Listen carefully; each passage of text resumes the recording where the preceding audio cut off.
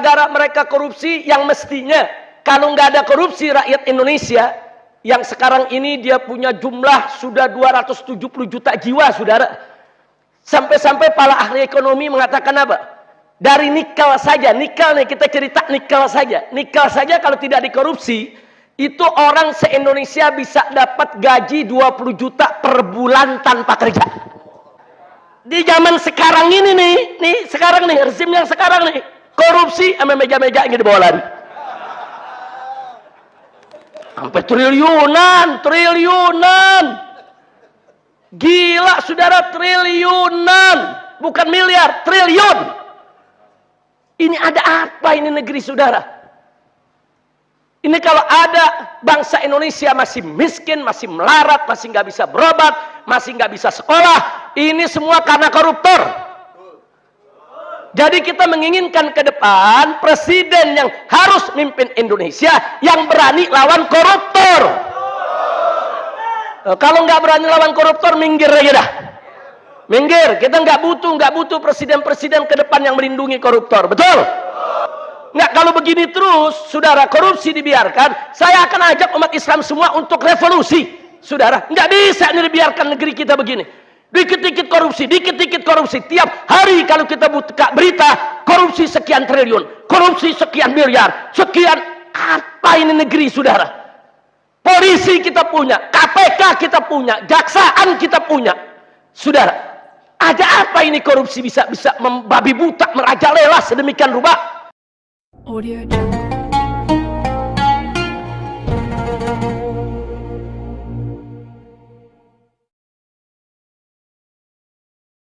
Alihi wa sahbihi wa sallam. Fa sallallahu an yajalana jami'an minal muttaqin. Amin ya rabbal alamin. Alhamdulillah, pada kesempatan hari ini kita kembali dengan izin Allah kumpul di majelis ini dan hadir bersama kita di sini. Saya punya keluarga, ada Habib Tahir bin Hamid bin Muhsin Al-Hamid, akhi lil Masya Allah. Beliau rutin hadir bersama kita dalam majelis ini. Begitu juga saya punya besan, ada Habib Husain Al-Attas. Ini ayah dari Habib Muhammad bin Husain Al-Attas yang saat ini menjadi ketua umum FPI. Di sini juga ada Habib Hadi Al-Habsyi. Alhamdulillah, ini kakek dari anak yang kita akikahkan hari ini. Jadi ini abah daripada Habib Muhammad Hadi Al-Habsyi. Kemudian di sini juga masih ada Habib Mahdar Al-Attas. Nah, ini orang tua atau suami dari ibunda Habib Hanif Al-Attas. Kemudian di sebelahnya ada Habib Taufik Al-Idrus. Ini juga saya punya besan. Beliau adalah ayahanda dari Habib Irfan. Nah, di sebelahnya lagi makin kemari ini Habib Taufik juga, namanya sama-sama Taufik ini. Semua yang itu Taufik Al-Idrus, yang ini Muhammad Taufik bin Syahab. Saya punya kakak. Saya akhi lil ab. Yang berikutnya lagi ini udah sangat terkenal nih, Habib Muhsin bin Zaid Al-Attas. Nah, alhamdulillah Habib Muhsin bin Zaid Al-Attas dulu cukup lama menjabat sebagai imam FPI DKI Jakarta. Ya, dari semenjak dibubarkan, tapi sekarang masih di FPI yang baru. Di FPI yang baru, di Front Persaudaraan Islam. Mudah-mudahan Habib Muhsin Allah berikan kekuatan istiqamah. Nah, di sini masih banyak tamu-tamu yang lain yang tidak saya sebutkan satu persatu. Tapi di sini ada saya punya menantu yang tadi sudah membacakan kitab. Ada Habib Muhammad bin Husain, kemudian ada Habib Muhammad Hadi Al-Habsyi, dan ada Habib Alwi bin Hasan bin Sumaid. Biasanya Habib Hanif ikut baca kitab. Habib Hanif sedang ke Hadramut. Saudara bertemu dengan guru-gurunya di sana dalam waktu mungkin sekitar 1 minggu atau 2 minggu. Insya Allah beliau akan kembali. Mudah-mudahan kembali dengan selamat sampai di tanah air. Amin ya rabbal alamin. Di sini ada Habib Zaki, di sini Habib Ahmad Al-Jufri. Ini Habib Ahmad Al-Jufri yang bulan kemarin, Habib ya. Bulan kemarin kita mengakekahkan cucu beliau. Hari ini cucu saya. Nanti mau lihat akekah lagi. Udah ada yang daftar lagi, bulan depan ada yang mau akekah di sini katanya. Masya Allah, khair insya Allah. Kalau tiap bulan ada yang akekah, makan kambing terus kita. Barakah, mudah-mudahan anak-anak yang diakekahkan semuanya Allah kasih panjang umur dalam taat dan ibadah, dalam sehat wal afiat. Amin ya rabbal alamin. Baik ya kawan, pelajaran demi pelajaran sudah kita dapatkan saudara. Dan tadi ada hal yang sangat menarik di bagian akhir yang disampaikan oleh Habib Muhammad bin Husain Al-Attas, di mana beliau membaca kitab Al-Hikam ya, lil Imam Al-Haddad. Nah, jadi beliau tadi mengingatkan kita jangan kita saudara melakukan maksiat dengan niat taubat. Maksiat dulu habis itu kita bisa taubat. Umur nggak ada yang tahu.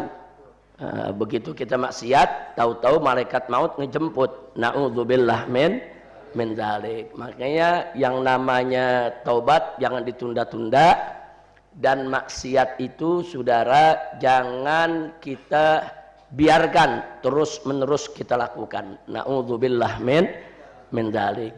Nah, berkaitan dengan ini ya ikhwan, kita melihat kondisi yang ada di negeri kita saat ini persis seperti yang disampaikan oleh Habib Muhammad tadi. Banyak orang yang sengaja melakukan maksiat saudara dengan nganggap enteng, nanti kan gampang taubat, nanti kan gampang, walaupun saya korupsi nanti hasil korupsinya bagi-bagilah buat masjid, buat pesantren, buat ngehajiin para ustadz. Jadi mereka ingin melakukan pencucian uang, itu namanya pencucian uang saudara, uang-uang haram yang mereka kumpulkan, mereka dapatkan, kemudian mereka sengaja sebagian mereka salurkan ke masjid, salurkan ke pesantren, salurkan ke dakwah saudara.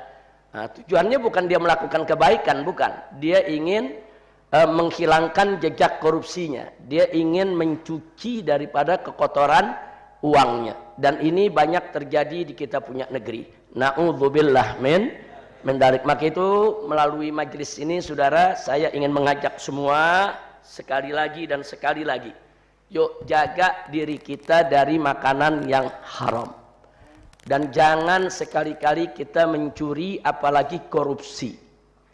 Apa beda mencuri dengan korupsi saudara? Mencuri itu efek dampak negatifnya biasanya hanya terjadi kepada korban pencurian. Dia mencuri, korban pencuriannya yang kehilangan harta. Kurang lebih sebatas itu saudara, itu pencurian. Walaupun kalau pencuriannya meluas, masif, tentu dia punya kerugiannya akan semakin besar untuk masyarakat. Tapi secara umum pencurian itu yang dirugikan adalah korban pencuriannya. Beda dengan korupsi. Kalau orang korupsi dari satu perusahaan saudara, maka yang dirugikan bukan hanya pemilik perusahaan, tapi seluruh pekerja. Ada berapa ribu yang kerja di situ, semua ikut dirugikan. Jangan lupa tuh. Jadi beda dengan orang mencuri kambing di kandang seseorang, yang rugi cuma yang punya kambing. Dia masuk ke rumah orang, dia mencuri TV, yang punya cuma yang rugi cuma yang punya TV rumahnya. Tapi beda dengan kalau orang korupsi di satu perusahaan. Dia korupsi besar-besaran di situ, maka yang dirugikan semua orang yang bekerja di pabrik tersebut saudara. Bahkan ada efek domino. Gara-gara dia korupsi, akhirnya produksi perusahaan tersebut menurun, sehingga sebagian tenaga kerja di PHK gara-gara yang korupsi. Dan gak sampai di situ saja, kadang-kadang yang saudara, yang home produksi saudara, yang suka sebagai penopang daripada perusahaan, biasanya perusahaan itu bagi-bagi ke masyarakat.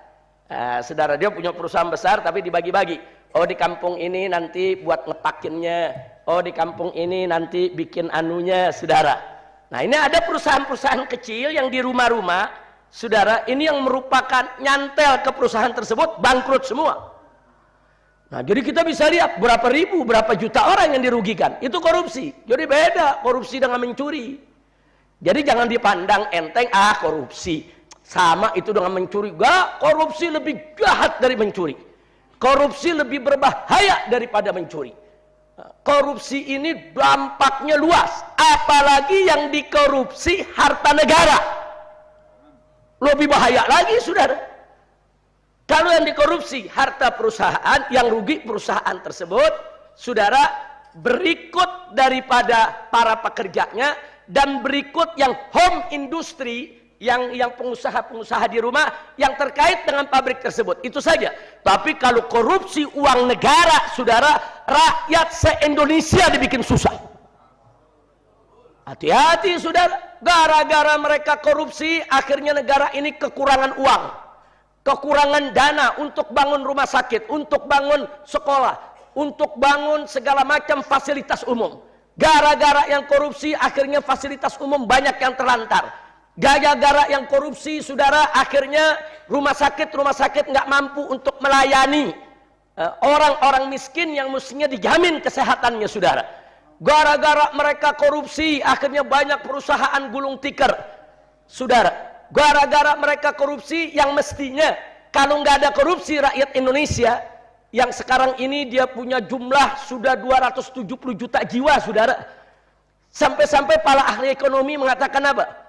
Dari nikel saja, nikel nih, kita cerita nikel saja kalau tidak dikorupsi, itu orang se-Indonesia bisa dapat gaji 20 juta per bulan tanpa kerja. Ini negara kaya ini, saudara. Orang Indonesia nggak usah kerja, per bulan dapat 20 juta sampai 27 juta. Asal nikelnya itu gak dikorupsi, saudara. Betul-betul dijual, diolah untuk kepentingan negara. Itu baru nikel, belum emas, saudara. Belum tambang-tambang lainnya di Indonesia ini. Indonesia ini negara kaya, tapi kenapa masih banyak orang miskin, masih banyak orang kelaparan, masih banyak orang yang nggak mampu berobat, masih banyak orang yang nggak mampu sekolah, masih banyak orang-orang yang nganggur nggak dapat kerja? Jawabnya karena koruptor. Makanya kita jangan berdamai dengan koruptor, saudara. Lawan koruptor ini, lawan. Nggak boleh koruptor ini diberikan ruang untuk bergerak, diberikan ruang, saudara, untuk melakukan segala kegiatannya dengan bebas. Nggak boleh. Yang namanya koruptor harus menjadi common enemy, harus menjadi musuh bersama. Makanya, saudara, sekitar 20 tahun yang lalu FPI pernah datang ke DPR mengusulkan supaya koruptor itu dihukum mati saja. Terus ada masyarakat yang nanya, Habib, mencuri kan hukumnya potong tangan, kok koruptor dipotong kepala? Nah, jadi maksudnya apa enggak kelebihan? Saya bilang, kalau pencuri yang dipotong tangan, dia nyolongnya pakai tangan, tangannya dipotong. Orang nyolong kambing pakai apa dia nyolong? Orang nyolong HP pakai apa dia nyolong? Makanya yang dipotong tangan. Tapi kalau korupsi miliaran sampai triliunan, itu korupsinya pakai apa? Oh, bukan pakai tangan. Enggak, tangannya enggak kerja. Pakai apa? Otaknya di mana? Makanya potong kepalanya. Setuju? Lu main setuju aja lo. Masya Allah, saya heran kalau giliran ditanya di kampung-kampung banyak yang setuju, banyak yang miskin kali ya. Giliran ditanya ke DPR pada nggak setuju. Iya, banyak maling kali ya. Emang kalau kita nawarin hukum potong tangan kepada maling, sampai budak dia nggak setuju. Tapi kalau nawarin potong tangan kepada yang bukan maling, insya Allah pada setuju. Kira-kira jelas gak? Tapi bukan sampai di situ. Kenapa koruptor ini harus dihukum mati? Karena dampaknya lebih berbahaya daripada mencuri, saudara. Dampaknya dia bisa menimbulkan pengangguran di mana-mana, jutaan orang bisa di PHK. Nggak sampai di situ. Orang-orang yang di PHK ini nggak mudah dapat kerja lagi. Nah, begitu dia nggak dapat kerja lagi, saudara, akan terjadi problem sosial yang luar biasa. Satu, di antara mereka ada yang hidupnya ngontrak. Begitu nggak ada kerjaan, lalu perpanjang kontraknya bagaimana? Dia punya istri, dia punya anak, saudara. Nah, akhirnya begitu waktu kontraknya sudah habis, kerjaan tetap belum dapat, dia diusir. Dia mesti tinggal di kolong jembatan, dia mesti tinggal di pinggir-pinggir jalan, dia punya istri, dia punya anak. Akhirnya apa yang terjadi? Dia nekat, dia mencuri. Dia nekat, dia nodong orang. Dia nekat, dia bisa jadi begal. Dia nekat, dia bisa ngerampok orang. Untuk apa? Untuk menyelamatkan dirinya, istrinya, dan anaknya. Gara-gara korupsi, akhirnya apa? Begal di mana-mana, pembunuh di mana-mana, penodong di mana-mana, pencuri di mana-mana. Ini problem sosial yang sangat berbahaya, saudara. Nah, jadi jangan dipikir korupsi itu masalah kecil. Enggak. Ini lebih biadab daripada mencuri. Nah, kalau mencuri saja harus dipotong tangan, apalagi korupsi. Saudara, potong kepalanya. Kita sudah sarankan dari jauh-jauh hari. Apalagi sekarang yang korupsinya makin gila. Saudara, dulu zaman Orde Baru, orang korupsi di kolong meja. Korupsi di kolong meja. Begitu kita reformasi, korupsinya naik di atas meja. Korupsinya naik di atas. Di zaman sekarang ini nih sekarang nih, rezim yang sekarang nih, korupsi sama meja-meja ini dibawa lari. Sampai triliunan. Gila, saudara, triliunan. Bukan miliar, triliun. Ini ada apa ini negeri, saudara? Ini kalau ada bangsa Indonesia masih miskin, masih melarat, masih nggak bisa berobat, masih nggak bisa sekolah, ini semua karena koruptor. Jadi kita menginginkan ke depan presiden yang harus mimpin Indonesia yang berani lawan koruptor. Kalau nggak berani lawan koruptor, minggir aja dah. Minggir, kita nggak butuh presiden-presiden ke depan yang melindungi koruptor. Betul? Siap lawan koruptor? Siap basmi korupsi? Takbir!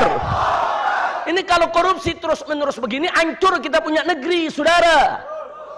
Nggak, kalau begini terus, saudara, korupsi dibiarkan, saya akan ajak umat Islam semua untuk revolusi, saudara. Nggak bisa ini dibiarkan negeri kita begini. Dikit-dikit korupsi, tiap hari kalau kita buka berita, korupsi sekian triliun, korupsi sekian miliar, sekian. Apa ini negeri, saudara? Polisi kita punya, KPK kita punya, jaksaan kita punya, saudara. Ada apa ini korupsi bisa membabi buta, merajalela sedemikian rupa? Apa kita tidak punya pemerintahan? Apa kita tidak punya orang yang punya wewenang untuk mengatasi itu? Masya Allah, kelihatannya Indonesia ini mesti direstrukturisasi nih, ya kawan. Ini mesti distruktur ulang, nggak bisa ini begini, ya kawan. Maka itu, yuk sama-sama kita jadikan korupsi sebagai musuh bersama. Setuju tidak? Setuju tidak? Saya mau tanya, korupsi berbahaya tidak? Berbahaya tidak? Siap lawan korupsi? Takbir! Coba Adi Alwi buka Qasidah anti korupsi, ayo. Tapi jangan main-main baca semua, kita jelasin satu-satu, ya. Ya, ini ada pengumuman dulu. Pengumuman mobil Avanza Silver dengan seri F 1561 MW. Nah, tolong mobilnya digeser karena mengganggu daripada rumah warga atau mengganggu kendaraan lain yang ingin keluar. Tolong coba yang punya mobil F1561 Avanza Silver, tolong digeser dulu atau minta bantuan laskar di depan untuk menggeser daripada mobilnya. Kita nggak boleh mengganggu jalan. Ini korupsi jalan nggak boleh juga, ya. Ya, pokoknya kita musuh korupsi, nggak boleh udah. Baik, halaman berapa ini Adi Alwi? 180. Baik, sama-sama kita baca qasidah anti korupsi. Setuju? Setuju. Semangat, mesti semangat. Jangan anti korupsi terus lemah. Ya, nanti kalau ada ayo kita bangkit membasmi korupsi itu mesti bareng-bareng, rame-rame. Setuju? Setuju. Ayo semua.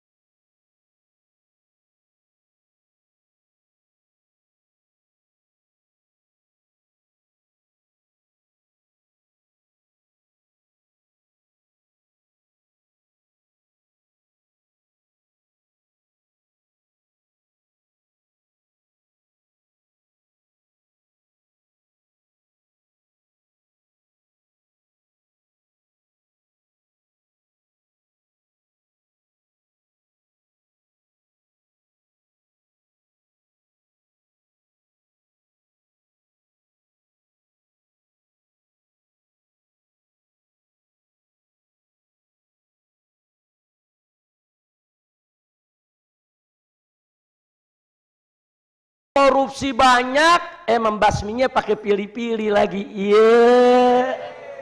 Oh dia korupsi nih, ini lawan gue, dijeblosin. Oh dia korupsi, dia kawan gue, nggak dijeblosin. Harun Masiku bertahun-tahun nggak ketangkep. Kacau tidak? Kacau tidak? Ada partai gudang koruptor nggak dibubar-bubarin. Iya. Giliran FPI anti korupsi bubar. Kacau tidak? Yang nggak korupsi dibubarin, partai sarangnya koruptor nggak dibubarin. Kacau tidak? Ini namanya pemberantasan korupsinya pilih. Kalau begini mau beres enggak nih? Mau bisa beres nggak kalau begitu caranya? Nggak bisa. Bagaimana Indonesia diberkahi kalau pejabatnya banyak yang korupsi, memberantasnya pun hanya pilih-pilih. Ayo kita bangkit membasmi korupsi. Salli wa sallim daiman ala Ahmad. Salli wa sallim daiman ala Ahmad wal ali wal ashabi man qad wahada wal ali wal ashabi man qad wahada. Oh ada yang bilang Indonesia nih jadi negara miskin karena banyak subsidi. Subsidi BBM cabut, subsidi kesehatan cabut, saudara. Subsidi pendidikan cabut. Giliran subsidi sawit buat oligarki triliunan, kacau tidak? Kacau tidak? Mestinya subsidi sawit buat perkebunan sawit oligarki itu yang dicabut, betul? Bukan subsidi kesehatan rakyat kecil yang dicabut, bukan subsidi pendidikan yang dicabut, bukan subsidi BBM yang dicabut, betul? BBM subsidinya dicabut, aneh BBM naik, saudara. Giliran mobil listrik, motor listrik yang punya pabriknya menteri dikasih subsidi, subsidi itu buat orang miskin, bukan buat menteri, betul? Saya tanya, kacau tidak? Kacau tidak? Kacau tidak? Jadi sebetulnya Indonesia bangkrut bukan karena korupsi, bukan karena subsidi, tapi karena korupsi. Nggak ada subsidi bikin negara bangkrut, nggak ada, saudara. Dari dulu, dari zaman Soeharto ada subsidi, betul? Dari zaman SBY juga ada subsidi, betul? Ada negara bangkrut? Nggak ada. Ini subsidi dicabut-cabutin, utang sabrek-abrek.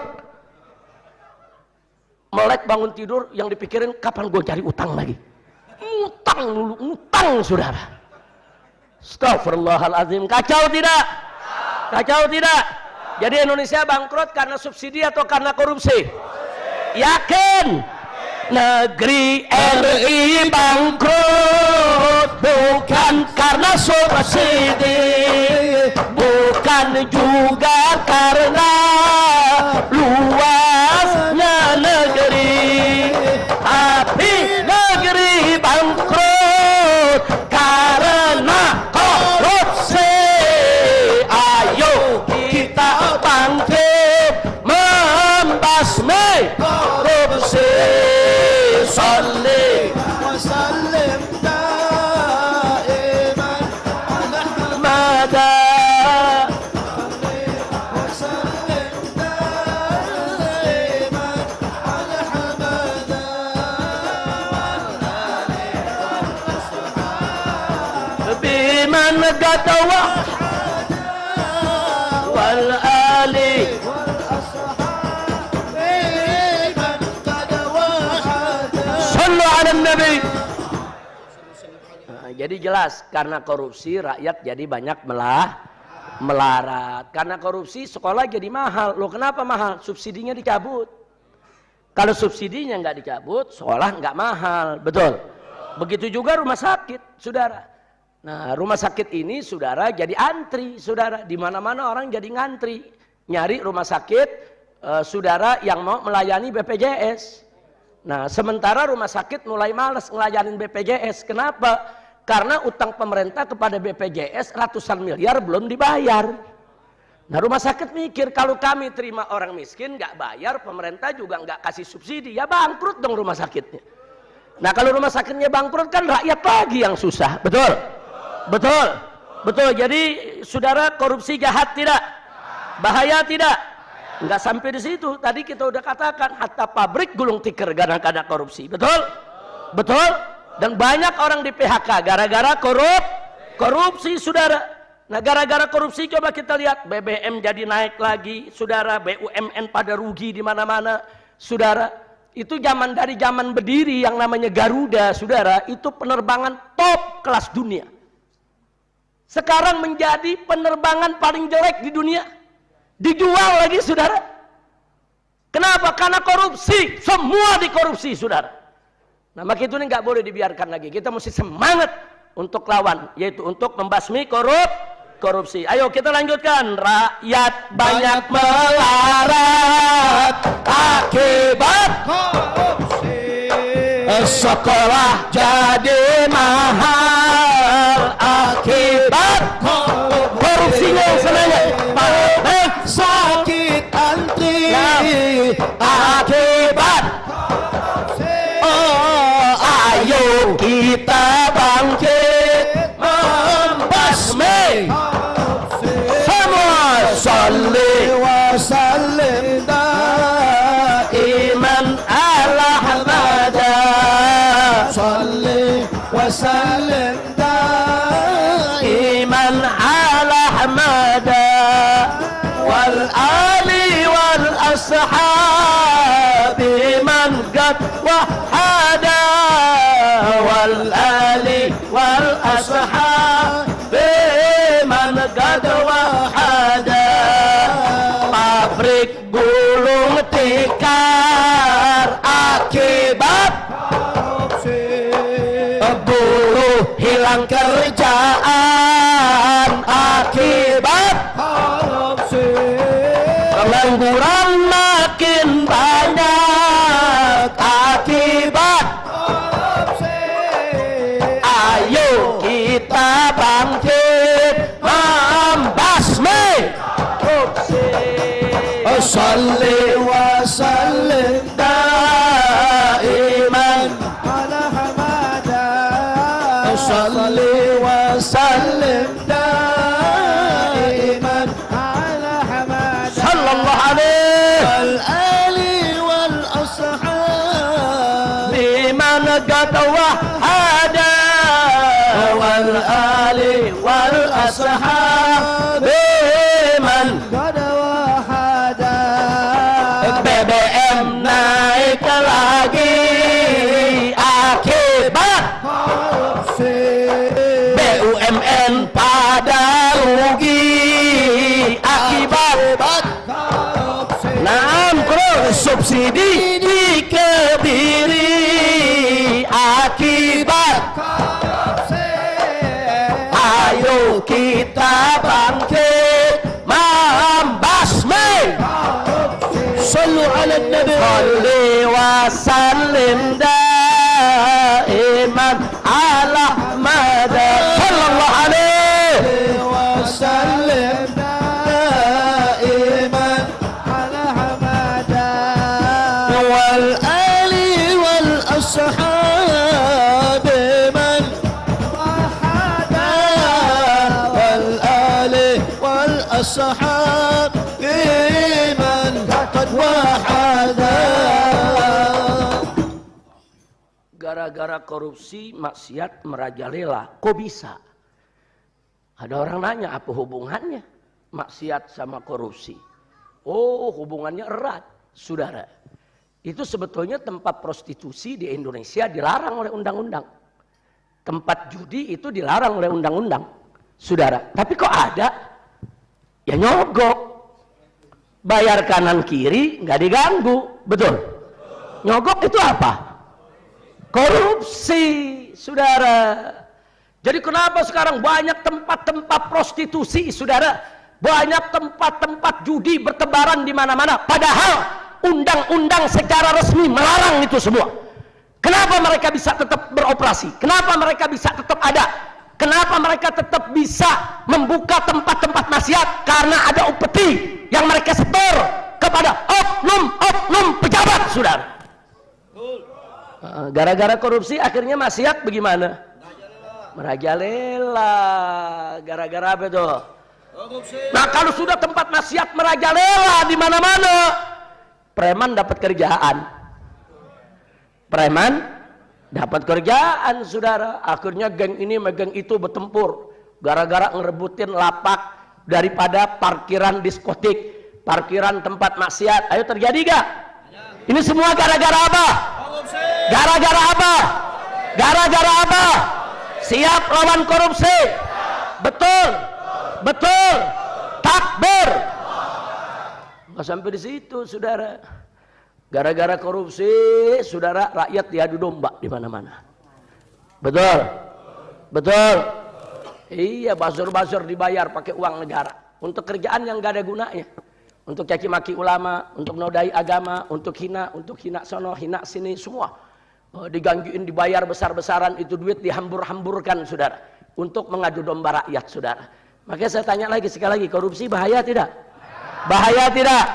Siap lawan korupsi? Maksiat merajalela akibat korupsi. Preman di mana-mana akibat Korupsi.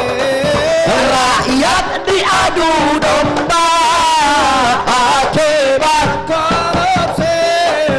ayo kita bangkit membasmi korupsi semua. Sallu wa sallim daiman ala hamada. Salli Salim daiman ala hamada. wal ali wal ashabi man qad wahada. Wal ali wal ashabi man qad wahada. Saudara, sekarang ini di kita punya negeri, orang kalau korupsi udah pakai baju tahanan, pakai action lagi fotonya, pakai ngulapin gitu. Masya Allah, udah nggak punya malu, urat malunya udah pada putus. Betul, betul, betul. Udah gitu kalau ada maling ayam, ditelanjangin maling ayam, cuman pakai celana dalam doang, disuruh pegang ayam yang dicurinya, dipermalukan, disebar-sebar. Giliran koruptor, saudara, datang ke kantor polisinya bawa koper kayak mau ke bandara. Udah begitu apa? Nengok ke wartawan pakai senyum, sampai kayak bintang film. Ada yang ditelanjangin, ada yang babak belur bukain, ada yang digebukin. Nggak ada, senyum, sumringah, saudara. Ini artinya apa nih? Artinya korupsi dimanjakan. Korupsi dimanjakan sehingga orang tidak takut, tidak jera dengan korupsi. Nyolong ayam pada jera, digebukin habis-habisan. Nah, korupsi pada nggak jera, saudara. Kenapa? Karena dianak emaskan. Bahaya tidak? Bahaya tidak? Nah, ini gara-gara korupsi tadi kita udah jelasin, saudara. Yang miskin makin miskin, yang bangkrut bangkrut. Sementara yang rusak makin rusak. Maka itu mau dibiarkan jangan. Siap lawan korupsi? Yakin? Siap revolusi untuk melawan korupsi? Takbir! Oh, kalau kita korupsi, lawan korupsi, itu pejabat yang koruptor semua kita seret, saudara. Jeblosin semua di penjara tanpa ampun. Gak peduli, mau dia bekas presiden, mau dia bekas menteri, saudara, mau dia bekas jenderal, gak ada urusan. Siapapun koruptor, saudara, semuanya harus kita seret, jebloskan mereka semua ke penjara. Biarkan mereka membusuk di penjara, betul? Siap lawan korupsi? Takbir! Miskin makin miskin akibat korupsi. bangkrut, makin bangkrut akibat rusak, makin rusak akibat. Ayo kita bangkit membasmi korupsi. Salli Sallu ala nabi. صلي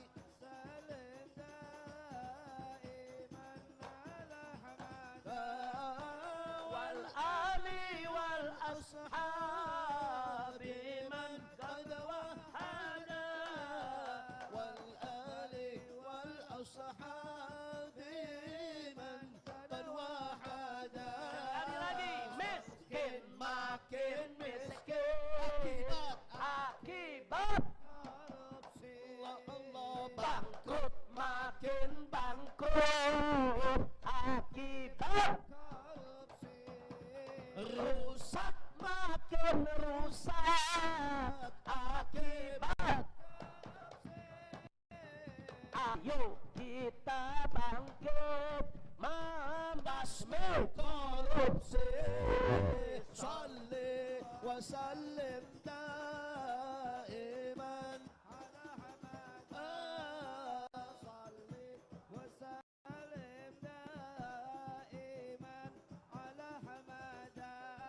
والآل والأصحاب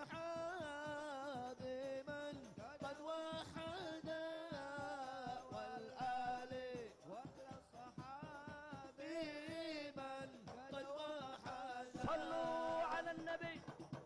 صل وسلم عليه.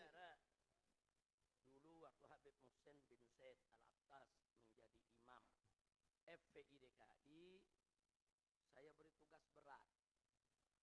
Laporkan korupsinya Ahok. Nah, dicarilah data-data oleh para pengacara, oleh para ahli hukum. Kita dapatkan data, dia korupsi miliaran.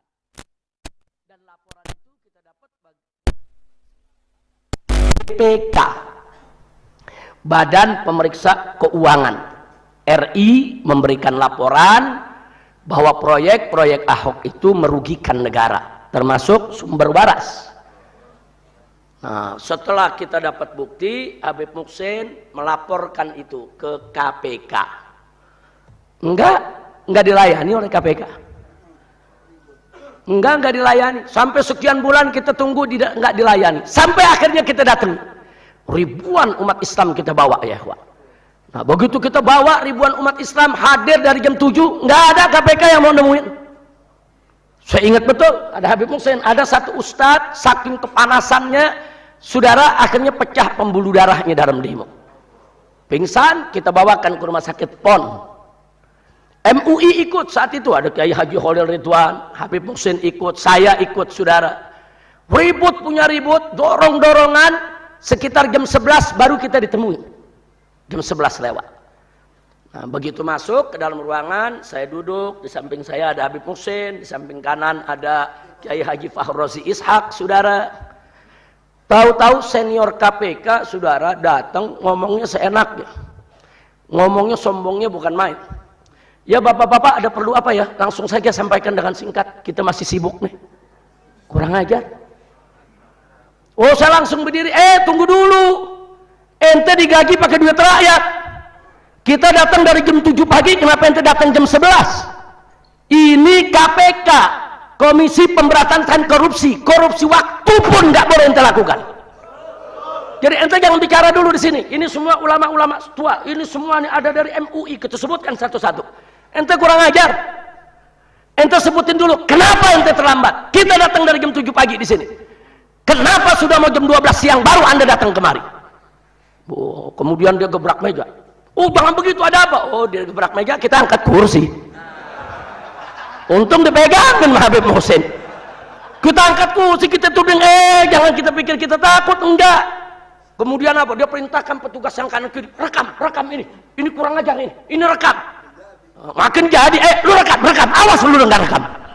Awas lu nggak rekam, rekam, ente kurang ajar, ente tidak tahu diri, ente korupsi waktu, ente mau melindungi Ahok. Itu kejadian, saudara. Saya mau maju, saya mau ambil kursi, saya mau lempar itu kursi ke depan. Dia pikir kiai nggak bisa angkat kursi kali. Ya bukan, karena ada kiai yang pecah pembuluh darahnya, bawa ke rumah sakit, semua dijemur, kita hampir bentrok dengan polisi. Kapolresnya kita panggil, Pak, kita jangan mau diadu domba sama mereka. Jadi waktu Kapolres ngadep, kata pimpinan KPK apa? Ya itu kan urusan polisi, usir aja mereka. Enak betul. Kan mereka digaji dengan uang rakyat. Saya masih ingat, saudara, saat itu yang menerima kami salah seorang komisioner KPK, namanya Saud Situmorang, saudara.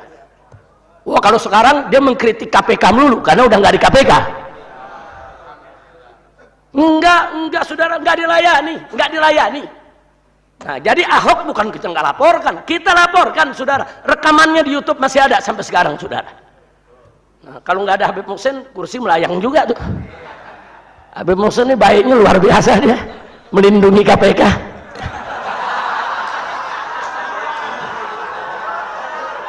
Boleh juga besok kalau Habib Muhsin jadi penasehat KPK. Amin. Ya kalau Habib Muhsin yang jadi penasehat KPK kan enak, semua tamu diterima, betul? Semua laporan dilayani, betul? Takbir. Udah nggak dilayani, Ahoknya dilindungi. Begitu keluar dari penjara gara-gara penistaan agama, diangkat jadi komisaris. Komisaris apa? Pertamina, gajinya 100 juta lebih. Diduga koruptor, jelas-jelas narapidana penistaan agama, dikasih jabatan komisaris. Kurang ajar tidak? Kemarin mau dicalonin jadi direktur utama Pertamina. Kemudian ada isu lagi mau diangkat jadi gubernur IKN. Lu jadi gubernur di hutan sono. Astagfirullahaladzim. Enggak, saya mau tanya, narapidana, saudara, narapidana penistaan agama, diduga korupsi miliaran, diangkat jadi pejabat, ngawur tidak? Mestinya koruptor itu jebloskan ke penjara, bukan diberikan jabatan, betul? Berarti saya mau tanya, ini negara udah kacau belum? Kacau tidak? Perlu revolusi, revolusi lawan korupsi, perlu tidak? Siap revolusi lawan korupsi. Takbir.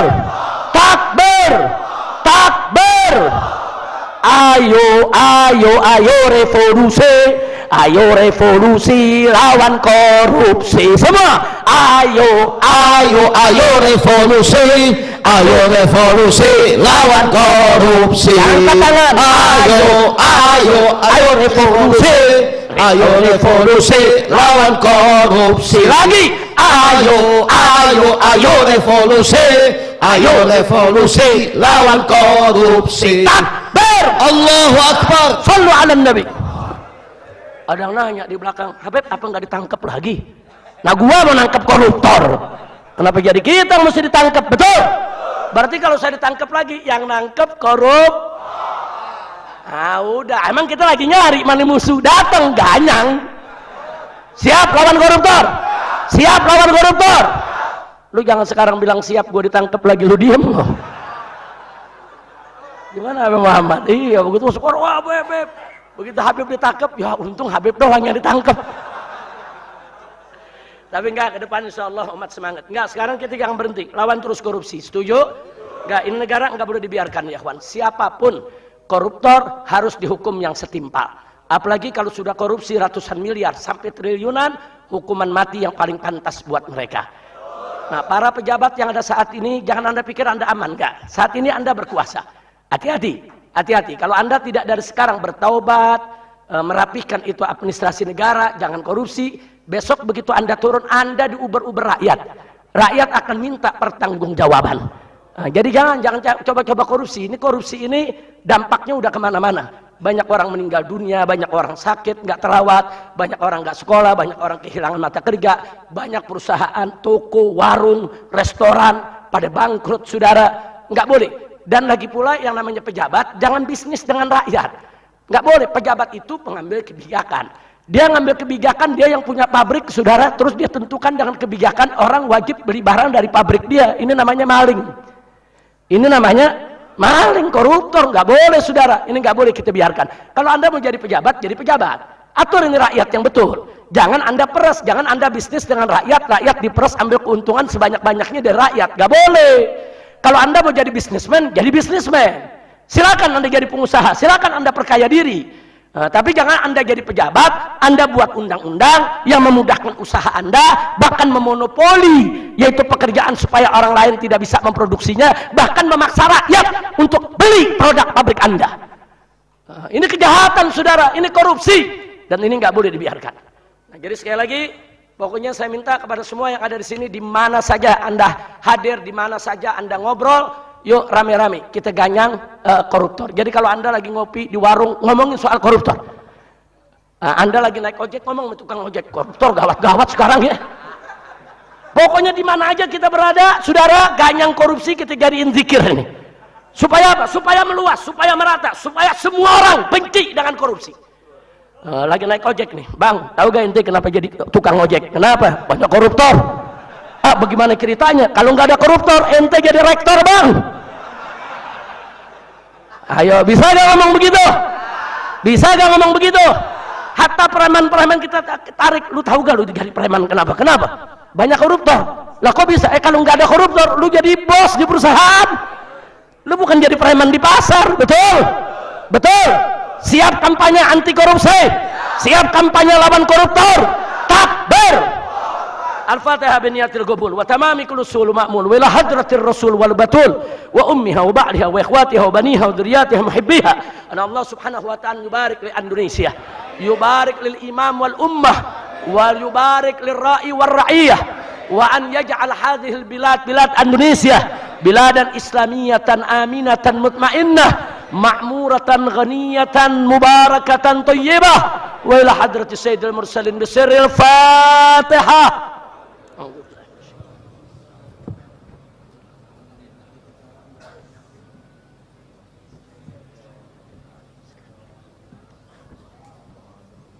Taqabbalallahu minna wa minkum wa taqabbal ya karim.